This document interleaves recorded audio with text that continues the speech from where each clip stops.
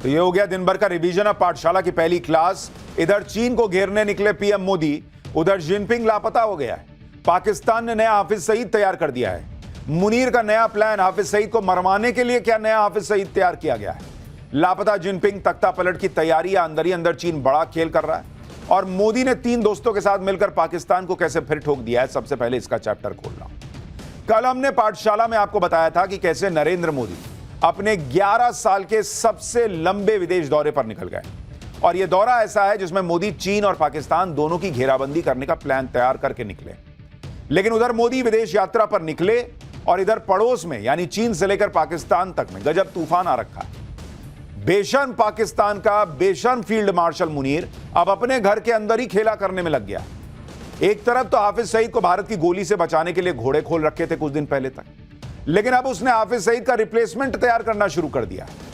उधर पर्दे के पीछे से चीन अपना खेल कर रहा है। चीन सामने से कुछ बोलता नहीं, लेकिन पाकिस्तान को आगे करता कि जाओ जाओ जाओ भिड़ो इंडिया से, और अपना गेम सेट करता है। लेकिन बॉस, चीन में भी अलग लेवल की हलचल है। आज ही यह खबर आ गई कि चीन में शी जिनपिंग कई दिनों से लापता है। क्या चीन में जिनपिंग का तख्ता पलट होने वाला है, या चीन अंदर ही अंदर कोई खेल कर रहा है? जिनपिंग कहां है भाई? इसका सच क्या है आज आपको बताऊंगा। लेकिन आप यह भी देखिए कि चीन में हड़कंप इस बात से भी मचा है कि मोदी जिस विदेश यात्रा पर निकले हैं वो तो चीन की दादागिरी का दी एंड कर देगा। दादागिरी और अकड़ तो ट्रंप तक की भी नहीं चल पा रही। एक टक्कर नरेंद्र मोदी की ट्रंप से भी चल रही है, क्योंकि ट्रंप ट्रेड डील पर अपनी मर्जी चलाना चाहते हैं, लेकिन नरेंद्र मोदी टफ नेगोशिएटर हैं और वो भारत का हित नहीं छोड़ेंगे। इसलिए हर बात में ट्रंप की मर्जी चलेगी, ऐसा नरेंद्र मोदी के सामने तो ना चलेगा बॉस। ट्रंप की सारी अकड़ कुछ ही दिन में निकलने वाली है। पाकिस्तान, चीन से लेकर अमेरिका तक सबसे मोदी कैसे टकरा रहे हैं और इस टक्कर में हो क्या रहा है। पाकिस्तान कैसे दूसरा हाफिज सईद तैयार कर रहा है, जिनपिंग कहां गायब हैं, आज सब कुछ बताऊंगा। लेकिन पहले इस तूफान की एक झलक देखिए।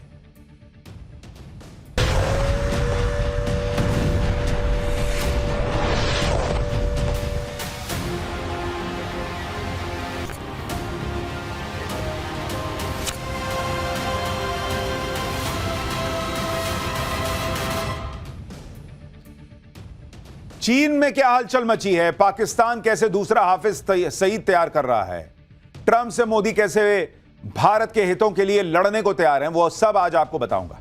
लेकिन पहले देख लीजिए कि नरेंद्र मोदी जब अपने सबसे लंबे विदेश दौरे पर घाना पहुंचे, जो कि शुरुआत है इस दौरे की, उस घाना में पहुंचने पर क्या हुआ। नरेंद्र मोदी अब से बस कुछ देर पहले घाना पहुंचे।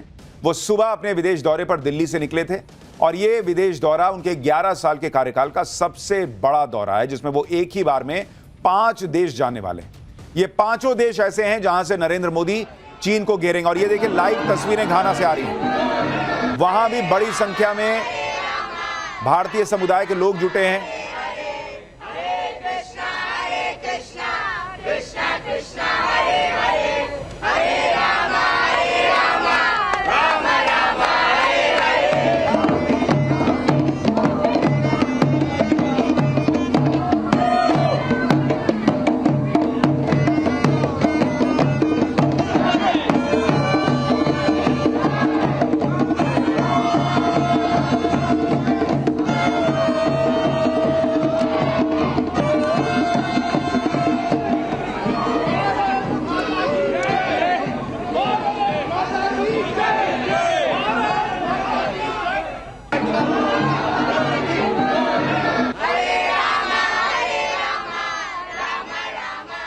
ये आपको एक्सक्लूसिव तस्वीरें दिखा रहा हूं अब से बस थोड़ी देर पहले। प्रधानमंत्री नरेंद्र मोदी जब घाना पहुंचे हैं तो क्या हुआ, और 5 देशों का दौरा है जिसमें पहला स्टॉप अफ्रीका का देश घाना है। पीएम मोदी जब घाना पहुंचे तो प्लेन से उतरते ही एक छोटी सी बच्ची ने उनका स्वागत किया। ये तस्वीरें देखिए।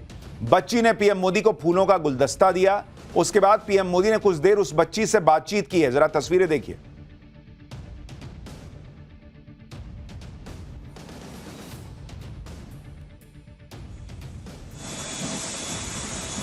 इतना ही नहीं, खुद घाना के राष्ट्रपति प्रधानमंत्री नरेंद्र मोदी को रिसीव करने के लिए एयरपोर्ट पहुंच गए।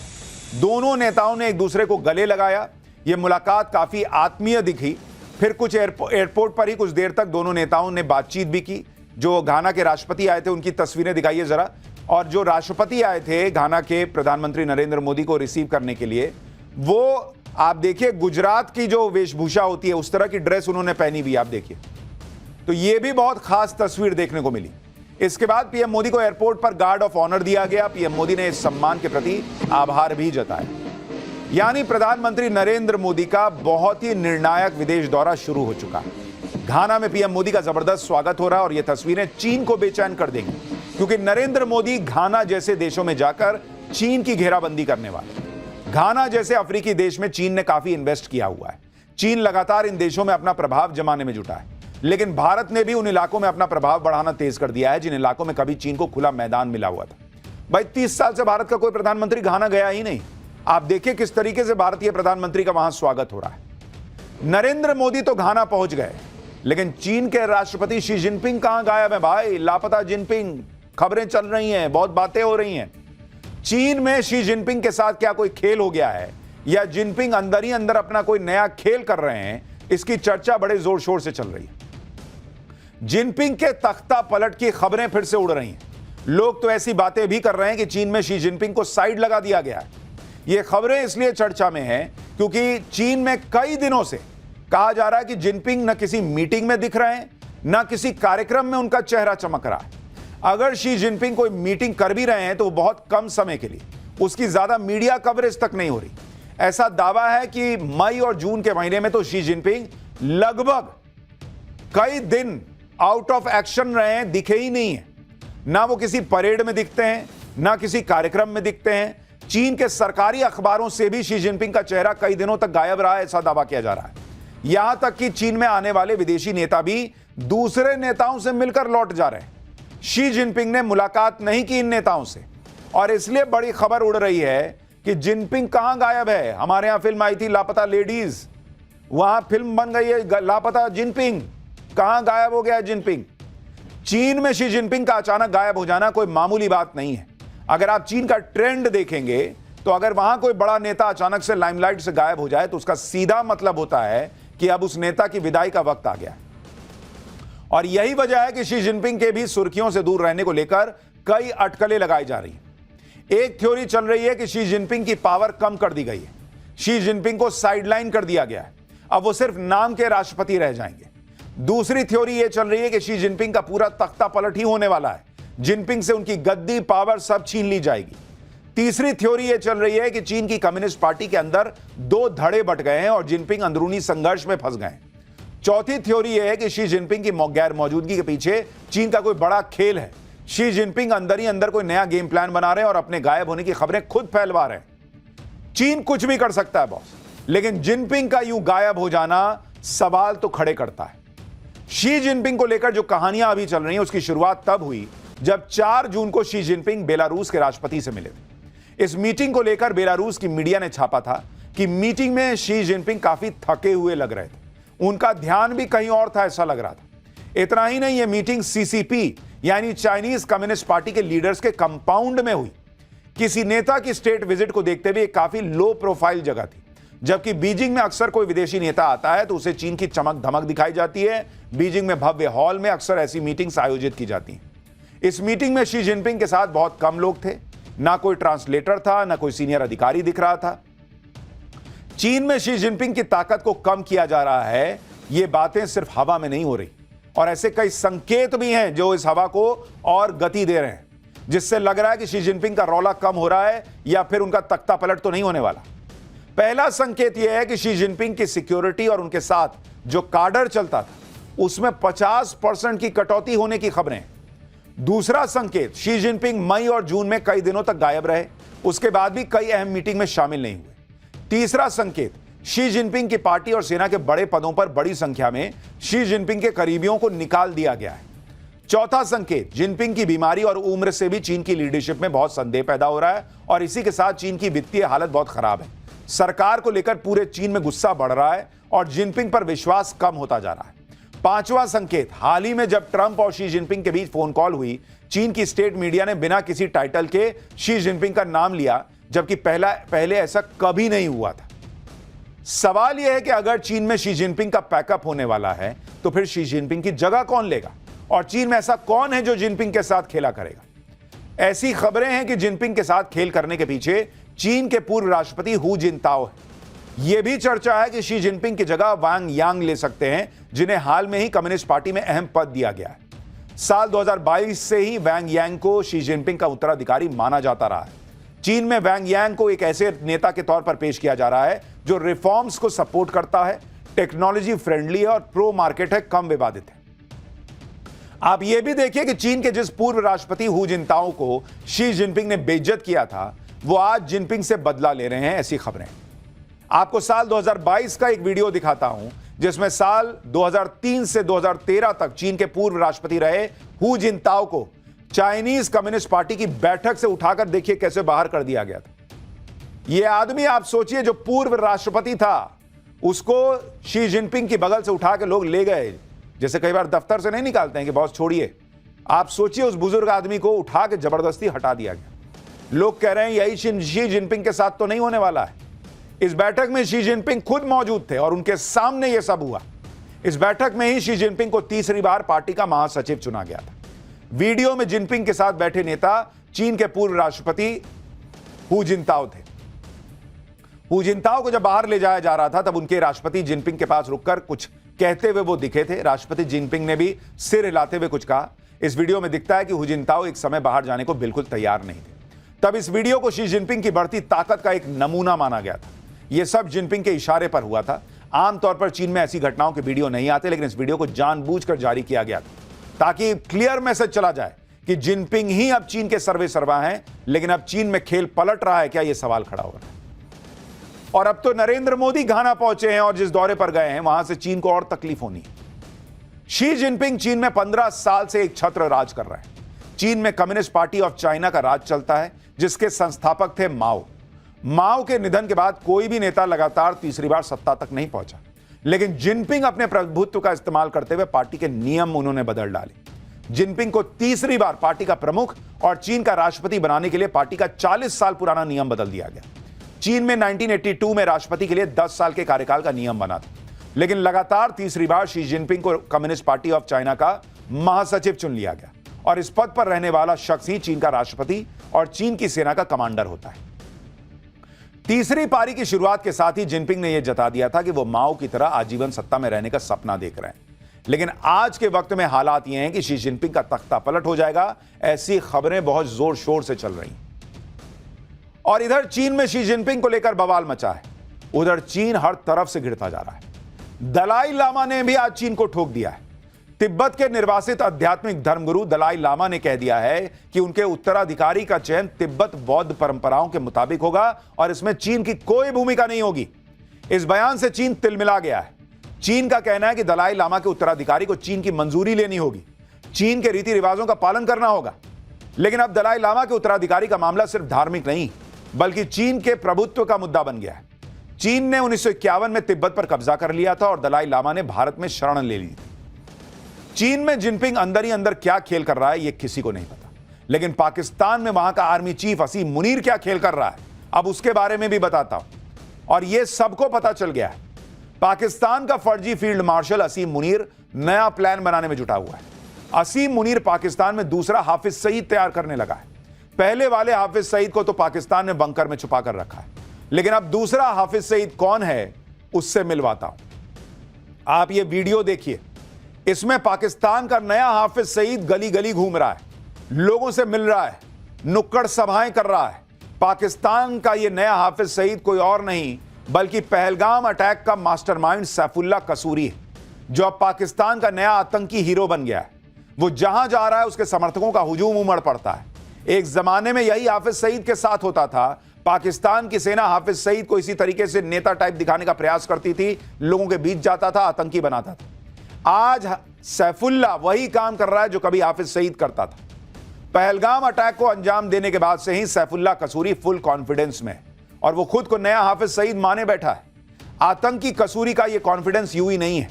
सूत्रों के मुताबिक आर्मी चीफ असीम मुनीर ने कसूरी को पहलगाम अटैक के इनाम के तौर पर लश्कर का नया चीफ बनाने का वादा कर दिया है। इसके बाद आतंकी सैफुल्लाह कसूरी ने लश्कर तैयबा में हाफिज सईद की पोजीशन लेना शुरू भी कर दिया है। इतना ही नहीं, हाफिज सईद की पॉलिटिकल पार्टी पर भी अब सैफुल्लाह कसूरी का पूरा कंट्रोल बढ़ रहा है। यानी धीरे धीरे ऐसा लग रहा है कि हाफिज सईद को पाकिस्तान की सेना ही निपटा दे रही है, क्योंकि उनको लग रहा है कि भाई हाफिज सईद बहुत फायदे का रहा नहीं। सैफुल्लाह ये नया माल लेके आए हैं जो नए तरीके से आतंकी तैयार करता है। सैफुल्लाह कसूरी ने खुद को लश्कर तैयबा में चीफ के तौर पर खुद को प्रोजेक्ट करना शुरू भी कर दिया है। वो अब पाकिस्तान में अपनी पॉलिटिकल ब्रांड बिल्डिंग शुरू कर चुका है और यह तब हो रहा है जब 2 दिन पहले ही असीम मुनीर ने भारत के खिलाफ एक बार फिर वैसा ही जहर उगला है जैसा पहलगाम अटैक से ठीक पहले उगला था। इसलिए आशंका तो जताई जा रही है कि पाकिस्तान में एक बार फिर फौज और आतंकवादियों ने मिलकर भारत के खिलाफ साजिश रचनी शुरू कर दी है, क्योंकि सैफुल्लाह कसूरी और मुनीर की बॉन्डिंग तो पहलगाम अटैक के दौरान दिखाई दे दी थी। आतंकी कसूरी ने खुद कबूल किया था कि उसे पाकिस्तानी फौज और सरकार का जबरदस्त सपोर्ट है। अब सवाल है कि मुनीर ने कसूरी का ही अगला हाफिज बनना क्यों तय किया। इसकी भी बड़ी सॉलिड वजह है। सैफुल्लाह कसूरी अभी लश्कर तैयबा का डिप्टी चीफ है, हाफिज सईद का बेहद करीबी है, दोनों के बीच गहरी दोस्ती भी है। भारत के खिलाफ जहर उगलना हो या कश्मीर में टेरर अटैक करवाने हो, हाफिज सईद के बाद सैफुल्लाह कसूरी का ही नाम आता है। अब आपको सैफुल्लाह कसूरी की क्वालिफिकेशन बताता हूं जिसकी वजह से वो पाकिस्तान का नया हाफिज सईद बनता जा रहा है। पहली क्वालिफिकेशन, हाफिज सईद की तरह सैफुल्लाह कसूरी की भी पाकिस्तानी फौज में ऊपर के लेवल तक बातचीत है। दूसरी क्वालिफिकेशन, हाफिज सईद की तरह सैफुल्लाह कसूरी भी भारत का मोस्ट वांटेड आतंकवादी है। तीसरी क्वालिफिकेशन, जैसे हाफिज सईद ने मुंबई अटैक करवाया वैसे ही सैफुल्लाह कसूरी ने पहलगाम अटैक करवाया। लेकिन पाकिस्तान में आतंकवादी सरगना बनने की सबसे बड़ी क्वालिफिकेशन तो नरेंद्र मोदी को गाली देना होती है, नरेंद्र मोदी को जान से मारने की धमकी देना होती है। और इस मामले में भी सैफुल्लाह कसूरी हाफिज सईद से पीछे नहीं। आप एक बार हाफिज सईद और अब ये नया वाला हाफिज सईद सैफुल्लाह, इन दोनों को सुनिए एक साथ कि कैसे पाकिस्तान के दोनों ग्लोबल आतंकवादी नरेंद्र मोदी का खून बहा देने की गीदड़ भभकियां देते हैं। अब आपके दिमाग में सवाल आ रहा होगा कि अगर सैफुल्लाह कसूरी लश्कर तैयबा का चीफ बनेगा तो हाफिज सईद क्या करेगा? कहीं हाफिज सईद मर तो नहीं गया है? कहीं हाफिज सईद भी किसी अज्ञात हमलावर का शिकार तो नहीं हो गया है? आखिर हाफिज सईद का करंट स्टेटस क्या है? हाफिज सईद का आतंकी बेटा जो भी कह रहा है कि हाफिज सईद एकदम फिट है, लेकिन सच क्या है वो आपको वीडियो में दिख जाएगा। यह हाफिज सईद का लेटेस्ट वीडियो आपको दिखा रहा हूं जिसमें हाफिज सईद की हालत देखिए। ऐसा लग रहा है कि हाफिज सईद अपने होशो हवास में नहीं है। कहा जा रहा है कि हाफिज सईद अब 77 साल का हो चुका है और बहुत बीमार है। हालांकि एक आशंका यह भी जताई जा रही है कि पाकिस्तानी एजेंसियों ने जानबूझकर हाफिज सईद का यह वीडियो जारी किया है ताकि हाफिज सईद को हटाकर सैफुल्लाह कसूरी को लश्कर की कमान सौंप दी जाए। यह भी हो सकता है कि असीम मुनीर ने दूसरा हाफिज सईद तैयार करके हाफिज को मरने के लिए छोड़ दिया हो, या कुछ दिन में हो सकता है खुद ही निपटा देंगे और कहेंगे कि भाई ये तो मार के चला गया कोई अज्ञात हमलावर, और जो है उसको बना देंगे सैफुल्लाह को नया लश्कर का चीफ। लेकिन आप इसकी हालत देखिए हाफिज सईद की। लड़का इनका कह रहा है वो बेटा कि पापा मेरे एकदम ठीक हैं, अब्बा मेरे एकदम ठीक हैं। ये देखिए चेहरा उतरा हुआ है, पता नहीं कुर्ते पे क्या गिरा हुआ है, मुंह से कुछ निकला क्या है, लेकिन हालत तो भाई की खराब है। यानी पाकिस्तान में पहलगाम अटैक के मास्टरमाइंड कसूरी को हाफिज सईद की जगह देने की पूरी तैयारी हो चुकी है और पाकिस्तान की शहबाज सरकार कसूरी के फुल सपोर्ट में, खुलेआम उसका समर्थन कर रही है। आपको याद होगा 28 मई को हाफिज सईद की पॉलिटिकल पार्टी पाकिस्तान मरकजी मुस्लिम लीग यानी PMML ने पंजाब प्रांत में एक रैली की थी जिसमें सैफुल्लाह कसूरी के साथ हाफिज सईद का बेटा तलहा भी मौजूद था। उस रैली में इन दोनों आतंकवादियों के बगल में पाकिस्तान के मंत्री मलिक रशीद और पंजाब असेंबली के स्पीकर मलिक मोहम्मद अहमद खान बैठे थे, जिसको लेकर खूब बवाल हुआ था। इसके बाद पंजाब असेंबली के स्पीकर ने सैफुल्लाह कसूरी का फुल सपोर्ट किया था और एक तरह से कसूरी को हाफिज सईद का उत्तराधिकारी बता ही दिया था। सैफुल्लाह कसूरी को मुनीर और शहबाज का तो समर्थन हासिल है, लेकिन सवाल यह है कि हाफिज सईद अपने बेटे तलहा के बजाय सैफुल्लाह कसूरी को ही अपना उत्तराधिकारी क्यों बनाना चाह रहा है। इसके बारे में भी आपको बताता हूं। साल 2017 में हाफिज सईद और लश्कर तैयबा ने अपनी पॉलिटिकल पार्टी बनाई थी जिसका नाम था मिल्ली मुस्लिम लीग। हाफिज सईद ने पार्टी प्रेसिडेंट तलहा के बजाय सैफुल्लाह कसूरी को बनाया था। ये तस्वीरें उसी वक्त की हैं जब पार्टी की प्रेस कॉन्फ्रेंस में बीचों बीच सैफुल्लाह कसूरी ही मौजूद था। अब एक और तस्वीर देखिए, हाफिज सईद की पार्टी के चुनावी कैंपेन को भी सैफुल्लाह ही लीड कर रहा और पार्टी का सबसे बड़ा चेहरा और स्टार कैंपेनर भी था। एक और तस्वीर दिखाता हूं। चुनाव के दौरान कसूरी हाफिज सईद के कहने पर ही एंटी इंडिया गुटों को एकजुट कर रहा था, खालिस्तानी गुटों के साथ मीटिंग किया करता था। तब सैफुल्लाह कसूरी पंजाब प्रांत की कसूरी सीट के चुनाव मैदान में उतरा था, लेकिन वो चुनाव हार गया था और पूरी मिल्ली मुस्लिम पार्टी को एक सीट भी नहीं मिली। लेकिन अभी भी हाफिज सईद की पार्टी का सर्वे सर्वा सैफुल्लाह कसूरी है। इसलिए कहा जा रहा है कि हाफिज सईद ने अपने बेटे के बजाय कसूरी को ही पूरी तरह से पार्टी की कमान सौंपने का फैसला किया। यानी पहलगाम अटैक का मास्टरमाइंड सैफुल्लाह कसूरी अब न सिर्फ हाफिज सईद का उत्तराधिकारी बन चुका है, बल्कि पाकिस्तान की आंखों का तारा भी बन गया है। नरेंद्र मोदी को यह मुर्दा करेगा। इनके खुद का देश चलता नहीं है, औकात के बाहर की चीजें हैं, देश चलाना, ये नरेंद्र मोदी को मारने निकले।